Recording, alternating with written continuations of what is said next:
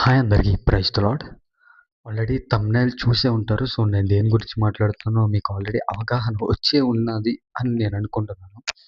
So, ప్రతి ఒక్కళ్ళు కూడా యాక్సెప్ట్ చేయాల్సిన విషయం ఏంటి అనంటే, మనందరం కూడా జీవితంలో ఏదో ఒకటి కోల్పోయే ఉంటాం. ఉదాహరణకి స్కూల్ టైంలో పోగొట్టుకున్న పెన్సిల్ కావచ్చు, ఇంకొంచెం పెద్దయ్యాక పెన్ కావచ్చు, ఇంకొంచెం పెద్దయ్యాక డబ్బులు కావచ్చు, ఇంకొంచెం పెద్దయ్యాక ఆస్తిపాస్తులు కావచ్చు. ఇలా పోగొట్టుకున్న టైంలో చాలా ఎక్కువ బాధేస్తూ ఉంటుంది. ఆ బాధలో మనకు 2 ఆలోచనలొస్తాయి. ఒకటి, పోగొట్టుకున్నది మరీ ఎక్కువగా గుర్తొస్తూ ఉంటుంది. 2, పోగొట్టుకున్నది ఇక రాదు అని అనిపిస్తూ ఉంటుంది. అయితే డబ్బులు పోతే తిరిగి సంపాదించుకోగలం. ఆస్తిపాస్తులు పోతే ఎప్పటికైనా కూడబెట్టుకోగలం. కానీ జీవితంలో కొన్ని పోతాయి.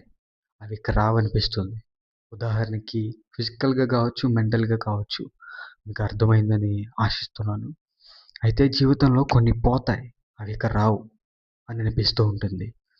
రెండోదిగా, ఒకప్పుడు నేను బైబిల్ చాలా ఎక్కువగా చదివేవాడిని. ఒకప్పుడు నేను ప్రేయర్ ఎక్కువ సేపు చేసేదాన్ని. కానీ ఇప్పుడంత లేదు. ఇప్పుడంత ఉద్రేకం లేదు. ఇప్పుడంత ఇంట్రెస్ట్ లేదు. మీటింగ్‌కి రావాలనిపించట్లేదు. ఒకవేళ వచ్చినా ఏదో గడిపేసి వెళ్ళిపోతున్నాం.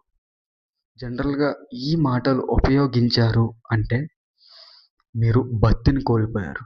భక్తి. దేవునికి మీకున్న సంబంధాన్ని కోల్పోయారు.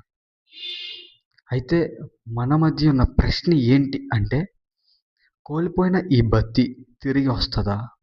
కోల్పోయిన ఈ సంబంధం తిరిగి వస్తదా? ప్రశ్న.